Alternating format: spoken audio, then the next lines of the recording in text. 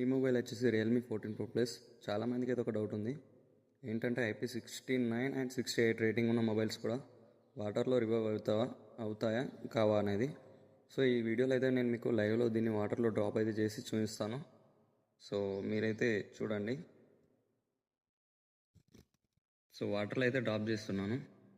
And అలాగే మీకు drop చేసే ముందు దీని సౌండ్ అనేది రన్నింగ్లో ఉంది. సో వాల్యూమ్ కూడా కరెక్ట్ ప్రాపర్గా వర్క్ అవుతుంది. సో మీకైతే చూపిస్తాను లైవ్లో, చూడండి.